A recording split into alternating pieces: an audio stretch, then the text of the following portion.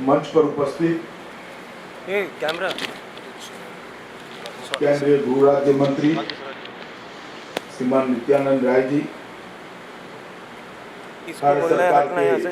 ये फ्लैश आ रहा है इसका, गृह सचिव आपका फ्लैश आ रहा है फिर में। श्रीमान भल्ला जी, सचिव बॉर्डर इधर मैनेजमेंट ये श्री बी आर ट्राइपॉड मत शर्मा देखो जी, प्लीज, आप आगे हो जाओ। और आज जिनके आमंत्रण पर हम सब यहाँ आए हैं वो भारत के महारजिस्ट्रार एवं जनगणना आयुक्त डॉक्टर विवेक जोशी जी थोड़ा सा पीछे अंदाज और देश भर से 35 जगहों से जनगणना निदेशक के कार्यालय से उपस्थित आप ट्राइपॉड से टकरा रहे हो सर, इस वजह से मैं कह रहा सभी भाइयों और बहनों, हूँ आप ट्राइपॉड से मत टकरा रहे हो। आज ये कार्यक्रम देखने में बहुत छोटा है मगर देश के सामाजिक प्रवाह, देश के अंतिम व्यक्ति के विकास और देश के भविष्य के काम के आयोजन के लिए, प्लानिंग के लिए ये बहुत महत्वपूर्ण कार्यक्रम है,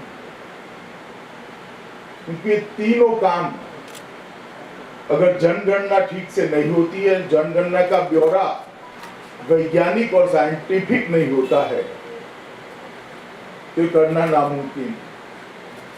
ये तीनों कामों की नींव वैज्ञानिक जनगणना के रिपोर्ट पर ही आधारित होगी। तो आज मुझे बड़ा हर्ष है कि आज जनगणना भवन के शिलान्यास का कार्यक्रम यहाँ पर होने जा रहा है और मुझे पूरा भरोसा है कि 7 मंजिला भव्य इमारत जो बनने जा रही है वो अपने तय सीमा के अंदर ही समाप्त होगी और नई जनगणना का ब्यौरा देश के सामने इसी नए बिल्डिंग के माध्यम से हम रख पाएंगे। इसका मुझे बहुत बड़ा भरोसा है। लगभग 7 मंजिले, 44 करोड़ रुपया और सबसे विशेष बात है कि पूरा का पूरा बिल्डिंग ग्रीन बिल्डिंग बनने जा रहा है। भारत में ग्रीन बिल्डिंग के कंसेप्ट को पॉपुलर करने की जरूरत है और आज ये परंपरा को ये बिल्डिंग के माध्यम से हम आगे बढ़ाएंगे। आज जनगणना देश के बहुत सारे लोगों को इसकी महत्व और इसके जो विविध प्रकार के उपयोग है इसकी जानकारी भी नहीं। और मेरा तो डॉक्टर जोशी से आग्रह है कि जनगणना के महत्व को जब तक जनता के सामने नहीं ले जाएंगे, इसमें जन भागीदारी का तत्व इतना इन्वॉल्व नहीं होगा। इसलिए बहुत जरूरी है कि 130 करोड़ के देश को ये मालूम हो कि जनगणना का उपयोग क्या है, जनगणना के डायमेंशंस क्या है, जनगणना कैसे हमारे विकास के नक्शे को रेखांकित करने के लिए एक आधार के नाते ली जाती है, जनगणना कैसे हमारे फ्यूचर प्लानिंग के लिए देश के भविष्य के विकास की एक आधारशिला रखने के लिए लंबे समय की योजनाएं बनाने का भी आधार हो। और ये अगर जब तक देश की जनता के सामने नहीं रखेंगे तब तक जनगणना में जन भागीदारी शायद इतनी इन्वॉल्व नहीं होगी जितनी होनी चाहिए। मैं इस पर बाद में आऊंगा। जनगणना हमारे देश में कोई नई नहीं है, परंपरागत रूप से होती आई है और लगभग अभी जो जनगणना का स्वरूप है, पहले गांवों में, जनपदों में, क्योंकि विकास विकेंद्रित था और विकास का प्लानिंग भी विकेंद्रित था, तो गांवों में, जनपदों में और महाजनपदों तक जनगणना का एक दायरा रहता है। अभी का जनगणना का जो स्वरूप है ये 1865 से 1872 के बीच में हमारे सामने आया। जब अंग्रेज इस देश पर शासन करते थे सबसे पहले 1865 में ये जनगणना की गई, तब से लेकर आज तक ये 16वीं जनगणना होने जा रही है। कई बदल होते होते होते नई पद्धति बनते बनते बनते आज जनगणना डिजिटल भी होने जा रही है। एक मोबाइल ऐप से हम जनता को भी अपना परिचय, अपने परिवार का परिचय, अपने परिवार की संपूर्ण इंफॉर्मेशन अपने आप लोड करने के लिए भी ऑप्शन दे रहे हैं। 1931 में जनगणना के काम में सबसे पहली बार पूछताछ का तत्व को आमेज किया गया। पहली बार घर घर जाकर विस्तृत पूछताछ कर इसके आंकड़े को एकत्रित करने की शुरुआत 1931 में हुई और 1901 से इसमें जातियों को डाला गया। 1961 में उसमें मातृभाषा और बोली की भाषा को भी डाला गया और 2011 का सेंसस जब आया, जनगणना सामने आई, तब मालूम पड़ा कि इस देश में 270 से बोलियां और भाषाओं का अस्तित्व है। तब जाकर देश को मालूम पड़ा कि हम कितनी विशाल बहुभाषी देश, 10,000 से ज्यादा लोग बोलते हैं, ऐसी 217 भाषाएं इस देश में है। और 1981 में इलेक्ट्रॉनिक इंटरप्रेट हो पाए, इस प्रकार से जनगणना को बदला गया और 2001 के दौरान इसको ICR का प्रयोग करते हुए, ऑटोमेटिक फॉर्म प्रोसेसिंग टेक्नोलॉजी का प्रयोग कर CAC का उपयोग कर बहुत आधुनिक बनाने का प्रयास किया गया। और 2021 में जो जनगणना होगी, इसमें हम मोबाइल ऐप का भी प्रयोग करेंगे और मैं इसको एक अलग तरीके से भी कहना चाहता हूं कि पेपर सेंसस से डिजिटल सेंसस का ट्रांसफॉर्मेशन का काम 2021 की जनगणना के बाद समाप्त होगा। बहुत बड़ी क्रांति होने जा रही है। हम जनगणना के सभी डेटा को, कागजी डेटा जरूरी है वो रहेगा, मगर इसका डिजिटल डेटा उपलब्ध होने से अनेक प्रकार के एनालिसिस के लिए, अनेक प्रकार के विश्लेषण के लिए सॉफ्टवेयर की मदद से इसका उपयोग कर सकते हैं और जब विश्लेषण कर सकते हैं तो ही इसका बहुआयामी मल्टी डायमेंशनल उपयोग भी कर सकते हैं। और ये जो कदम डॉक्टर जोशी के लीडरशिप के अंदर हम उठा रहे हैं, मैं यहाँ बैठे हुए देश भर के सभी जनगणना निर्देशालय के प्रमुख अधिकारी और डॉक्टर जोशी को बहुत बहुत बधाई देना चाहता हूँ कि इससे देश के विकास का खाका डालने में हमें बहुत बड़ी मदद मिली। मित्रों, 2011 का जनगणना का आधार ले ले तो भारत का क्षेत्रफल, हमारे पास जो भूभाग बचा हुआ है वो देश के, दुनिया के क्षेत्रफल का 2.4% और विश्व की आबादी की तुलना कर ले तो विश्व की आबादी का हम 17.5% आबादी रखते हैं। 2.4%, 2.4% भूभाग और संसाधन और 17.5% आबादी, ये जो असंतुलन है वो हमें, हमारी आंख खोलने के लिए मजबूर करता है कि हमें कितना अधिक परिश्रम एक देश के नाते, एक प्रजा के नाते, एक जनता के नाते करना है। जिस देश के पास जनसंख्या के अनुपात में कुदरती संपदा कम होती है, उनको ज्यादा परिश्रम करना पड़ता है, उनको ज्यादा मेहनत करनी पड़ती है। मुझे लगता है 2011 के सेंसस ने इसको हमें आगे बढ़ाया है। अगर कुछ आनंद हो, इस प्रकार के भी आंकड़े हैं। 2011 में हमारी साक्षरता की दर लगभग 74% हो गई, जो 10% बढ़ी है, वो भी देश के लिए आनंद का विषय हो। और ये भी निकल कर आया कि 2011 के सेंसस से कि देश सबसे युवा देशों में से एक देश हमारा देश है, भारत देश है। वो भी 2011 के सेंसस से ही निकल कर आया है। मित्रों, ये जनगणना जो होने जा रही है वो मानव संसाधन, जन अध्ययन, संस्कृति और आर्थिक ढांचे और विकास के ढांचे की दिशा तय करने के लिए बहुत महत्वपूर्ण होगी। और मैं इसलिए कहना चाहता हूं कि बड़े वैज्ञानिक तरीके से हम इसको आगे ले जा सकते हैं। यही जनगणना के आधार पर निर्वाचन क्षेत्र तय होंगे, यही जनगणना के आधार पर गांव के वार्ड तय होंगे, यही जनगणना के आधार पर विधानसभाएं, लोकसभाएं और म्युनिसिपल कॉर्पोरेशन के वार्ड तय होंगे और एक समुचित जनप्रतिनिधित्व देश के लोकतंत्र को देने का आधार ये जनगणना बनने वाली है।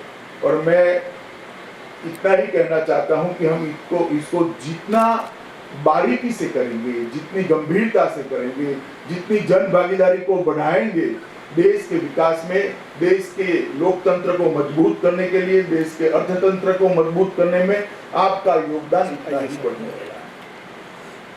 किसी को जब अपॉइंटमेंट मिलता है महकमे में, तब मुझे भी मालूम है किस प्रकार का भाव खड़ा होता है, मगर एक लंबी नौकरी का हिस्सा होता है। आप मानकर चलना, ईश्वर ने देश के विकास की नींव डालने के काम के साथ आपको कुछ समय के लिए जोड़ दिया है और इसको एक पुण्य कमाने का एक अवसर मानकर हम सब ने मन से इसको करना चाहिए।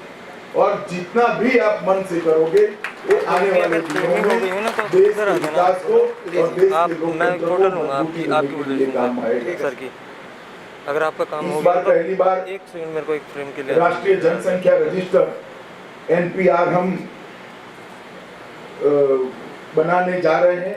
ये भी एक नई शुरुआत हो रही है और मैं आप सब लोगों को इतना बताना चाहता हूं कि ढेर सारी योजनाओं 2014 में जब नरेंद्र भाई प्रधानमंत्री बने, इस देश की बहुत सारी चैलेंजेस को क्या हम समाप्त नहीं कर सकते, इसका विचार शुरू। हम योजनाओं को टुकड़े टुकड़ों में बनाते थे कि भाई इस साल 1 करोड़ लोगों को गैस का सिलेंडर देंगे, 1 करोड़ लोगों को घर देंगे, इस साल 2 करोड़ लोगों के घर में बिजली पहुंचाएंगे, 50 लाख लोगों के घर में शौचालय बनाएंगे, मगर समस्याएं वहीं की वहीं रह जाती। देश समस्याओं से मुक्त नहीं होता।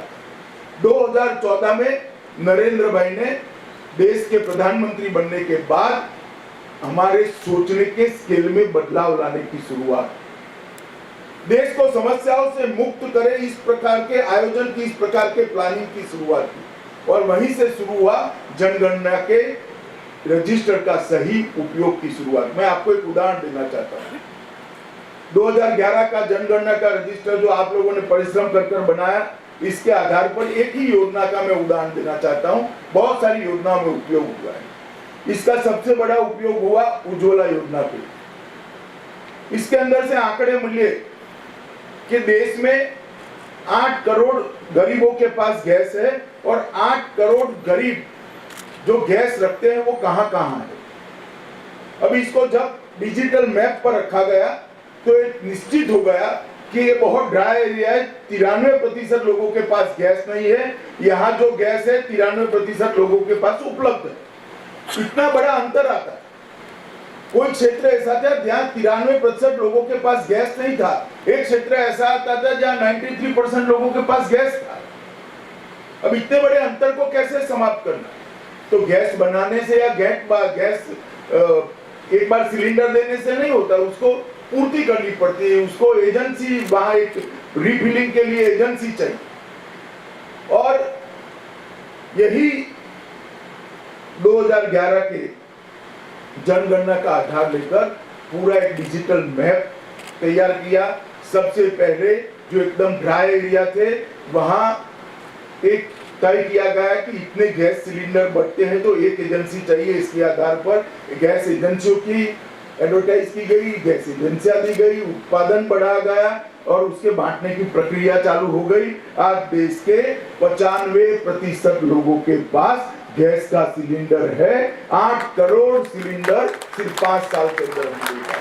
और कहीं पर भी ये बात सामने नहीं आई है कि मैंने रिफिलिंग के लिए फोन किया और गैस का सिलेंडर 2 दिन के अंदर नहीं आया है, क्योंकि इसको वैज्ञानिक आधार पर एजेंसियों का वहां पर स्थापित करने का काम पहले से ही समाप्त हो चुका। और आज 2022 में हमने लक्ष्य रखा है ये 2011 के जनगणना के रजिस्टर के आधार पर ही कि देश में जब 75वीं स्वतंत्रता की वर्षगांठ होगी तब देश में एक भी व्यक्ति ऐसा नहीं होगा जिसके घर में गैस का चूल्हा नहीं होगा। ये जनगणना के आधार पर ही हम कर पाएंगे। मैं आपको ये इसलिए बताना चाहता हूँ कि इसका महत्व क्या है, आपके ध्यान पर भी रहना चाहिए। ये बोरिंग टाइप की एक्सरसाइज नहीं है। करने को तो लग सकता है कि बोरिंग टाइप की एक्सरसाइज है, मगर इसका उपयोग जो होता है किसी के घर में खुशी पहुंचाने के लिए होता है, किसी के घर में उजाला पहुंचाने के होता है, किसी के घर से बीमारी को भगाने में हो सकता है। और आपको आश्चर्य होगा, इसी के आधार पर 22 योजनाओं का रेखांकन किया गया। हर व्यक्ति को घर देना, हर व्यक्ति को शौचालय देना। अब 2024 के पहले हर व्यक्ति के घर में शुद्ध पीने का पानी पहुंचाना, रोड से जोड़ना या कनेक्शन पहुंचाना, ये सारी योजनाओं का आधार कहीं न कहीं जनगणना का हमारा जो ये आलेख है वो बना है। आगे पर भी पूरे प्लानिंग की व्यवस्था, फूड एंड सिविल सप्लाई के कहां पर खोलने की जरूरत है, क्योंकि यहां से इनकम निकल कर आ जाती, तो उसको भी साइंटिफिक तरीके से करना, सबको बैंक अकाउंट खोलना, बैंकों की ब्रांचें खोलना, अनेक विध उपयोग इसके लिए जाते हैं। शायद डॉक्टर जोशी ने आपको इतना अच्छे से नहीं बताया, मगर मैं 2014 से सभी योजनाओं के साथ कहीं न कहीं पार्टी अध्यक्ष और मंत्री के नाते जुड़ा हूं। मैं आपको बताता हूं कि आप जो काम करते हैं वो देश की गरीबी को भगाने के लिए, देश को समृद्ध बनाने के लिए, देश को शिक्षित बनाने के लिए और देश को एक विकसित देश बनाने के लिए बहुत उपयोगी है। और जब तक ये मन का भाव हमारा एक कार्य के अंदर नहीं जुड़ता, एक कार्य को हम अच्छे से नहीं कर पाएंगे। आपको मालूम होना चाहिए कि ये जो एक्सरसाइज हम 1 साल 2 साल के लिए करते हैं वो 25 साल तक देश को आगे बढ़ाने के लिए काम करती है। और मेरी सरकार ने मुझे ये जिम्मेदारी दी है। बेटी बढ़ाओ बेटी बचाओ की योजना भी, लिंग अनुपात को सुधारने की योजना भी इसी में से जन्म ली। हमें मालूम पड़ जाता है कौन से जिले में बड़ी प्रॉब्लम है, बच्चियों की संख्या कहाँ कम है, तो वहां पर जन जागृति फैलाना, वहां पर कठोरता करना, वहां पर गर्भपात पर प्रतिबंध के ज्यादा कानून को कठोरता से लागू करना और लिंग अनुपात को, सेक्स रेशियो को ऊपर लाने के लिए हमने प्रयास किया है। और हरियाणा इसका आइडियल उदाहरण। आप हरियाणा के मुख्यमंत्री को कभी जाकर मिलिएगा, आपके रजिस्टर का उपयोग कैसे वैज्ञानिक तरीके से किया है। हरियाणा सबसे नीचे था, आज हरियाणा 5 साल के अंदर लिंग अनुपात में सबसे अच्छा लिंग अनुपात लेकर देश में सबसे पहले स्थान पर खड़ा। और मित्रों, ये सारे काम तभी हो सकते हैं जब जनगणना का काम ढंग से हुआ, सटीक हुआ, सही हुआ। और इस बार जो एनपीआर बनने जा रहा है, मैं आपको बताता हूं देश की कई सारी समस्याओं का समाधान एनपीआर के कानून व्यवस्था से लेकर पोषण युक्त आहार तक की सारी समस्याएं ये एनपीआर निकलने वाले, इसका समाधान एनपीआर निकालने वाला। अब 5 साल के बाद मेरे शब्द याद कर कहिएगा कि साहब एनपीआर ने इस देश के अंदर बहुत बड़ा परिवर्तन ला दिया और अच्छा ही हुआ कि सरकार एनपीआर के रास्ते पर चल पड़ी। इसलिए मैं आप सभी को कहता हूं कि मनरेगा जैसी योजना चलानी हो या पोषण युक्त आहार की योजना चलानी हो, आपका जनगणना का आधार ये बहुत बड़ा है। आज़ादी के पश्चात ये 8वीं जनगणना होने जा रही है। लगभग 2021 फरवरी तक ये एक्सरसाइज चलेगी और 1 से 5 मार्च तक उसका पुनरावृत्ति चरण भी चलाया जाएगा। और 1 मार्च 2021 को 00 बजे इसको एक रेफरेंस टाइम देकर अपनी जनगणना समाप्त होगी। मित्रों, मेरा मानना है कि इस जनगणना को कंप्लीट बनाना चाहिए, संपूर्ण बनाना चाहिए। इसके अंदर 16 भाषाओं को इसलिए रखा गया है कि लोग अपनी भाषा में अपना परिचय ढंग से भर सकें। इस बार मोबाइल ऐप भी इसलिए बनाया है कि आपका काम थोड़ा सरल हो सके, मगर मोबाइल ऐप की भी सत्यापन करने का काम तो आपका है ही, कि आप लोगों को याद रहना चाहिए। जनगणना निगरानी और प्रबंधन पोर्टल और रिकॉर्ड के लिए दिए कोड निर्देशिका को हम ढंग से समझ लें और समझाने का भी काम करें, तभी जाकर हम एक अच्छा काम कर पाएंगे। और अब तक हुई सभी जनगणनाओं में सबसे ज्यादा व्यय सरकार इस बार लगभग 12,000 करोड़ रुपया एनपीआर और जनगणना दोनों मिलाकर 12,000 करोड़ रुपया खर्च करने जा रही है। इससे भी हमें इसके महत्व को पहचानना चाहिए। और मैं मानता हूं कि 2021 में टेक्नोलॉजी के आधुनिक रूप को उपयोग करते हुए पेन और पेपर से शुरू हुई जनगणना डिजिटल जनगणना में परिवर्तित करने की जिम्मेदारी देश के यहाँ बैठे हुए 35 निर्देशकों की। एक डिजिटल जनगणना एक बार बन जाती तो इसके बहुआयामी उपयोग शुरू में होंगे। अभी सरकार ने ऐसा आयोजन नहीं किया, मगर जन्म और मृत्यु की रजिस्टर के क्या हम देश की मतदाता सूची के साथ नहीं जोड़ सकते? एक बच्चा जो पैदा हुआ, अगर उसका मृत्यु का रजिस्ट्रेशन नहीं होता है तो 21वें साल वो मतदाता नहीं बन सकता है क्या अपने आप? उसको एप्लीकेशन करना जरूरी है क्या? मैं मानता हूं नहीं। अगर एक मतदाता का मृत्यु हो जाता है और उसका परिवार इसका पंजीकरण कराता है, रजिस्ट्रेशन कराता है, तो मतदाता सूची अपने आप अपडेट नहीं हो सकती है क्या? हो सकती है। ये सारी अलग अलग एक्सरसाइजों को हमने समाप्त करना है। आधार कार्ड, मतदार कार्ड, अपने परिचय का कार्ड, ये सारी चीजें, ये जनगणना अगर ढंग से हो जाए, इसका डिजिटल फॉर्मेट हम ढंग से बना दे और कुछ सॉफ्टवेयरों की निर्मित कर दे, तो एक ही कार्ड में सबके सब कार्ड आ सकते हैं, जिसमें आपका बैंक का कार्ड भी हो सकता है, जिसमें आपका आधार कार्ड भी हो सकता है, जिसमें आपका मतदाता परिचय का कार्ड भी हो सकता है, जिसके अंदर आपका पासपोर्ट भी हो सकता है। ये सारी चीजों को एक ही जगह पे लाने के लिए ये डिजिटल जनगणना आने वाले दिनों में बेस बनने वाली है। अभी सरकार ने ऐसी कोई योजना बनाई नहीं है, मगर पोटेंशियल क्या पड़ा है मैं आपके सामने इसलिए रखना चाहता हूं कि डिजिटल जनगणना को सफल बनाना आपका काम है। डिजिटल जनगणना को सफल बनाने के लिए जनता को जागरूक करना आपका काम है, हमारा काम है, हम सबका संयुक्त काम है और इसको अच्छे से करना चाहिए। देश को बहुत बड़े खर्च से हम बाहर निकाल पड़ेंगे, बहुत बड़े डुप्लीकेटिंग वर्क से देश बाहर निकल पाएगा। तो हम सब ने एक मान कर चलेगा, एक राष्ट्रीय यज्ञ का काम है। राष्ट्रीय यज्ञ के अंदर आपकी निष्ठा और आपके समय दोनों की आहुति चाहिए। अकेला समय की आहुति दोगे तो ये सफल नहीं होगा। समय की आहुति निष्ठा के साथ दोगे तो क्यूमुलेटिव इफेक्ट से सफलता मिलेगी, इसका मुझे भरोसा है। आज एक नए भवन का शिलान्यास किया है।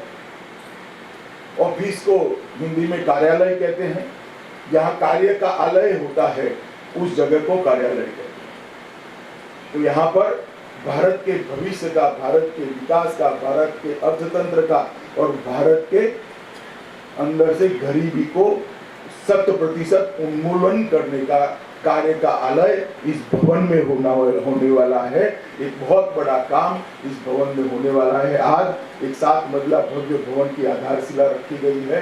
मुझे भरोसा है कि 2 साल के अंदर एक भवन कार्यरत हो जाएगा और देश के विकास के अंदर अपना योगदान देगा। इस अवसर पर डायरेक्टर डॉक्टर जोशी और सभी आए हुए, देश भर से आए हुए जनगणना निर्देशकों को मैं हृदय से बधाई भी देता हूं, शुभकामनाएं भी देता हूं और आने वाली जनगणना के लिए भी बहुत बहुत शुभकामनाएं देकर मेरी बात को समाप्त करता हूं। वंदे मातरम।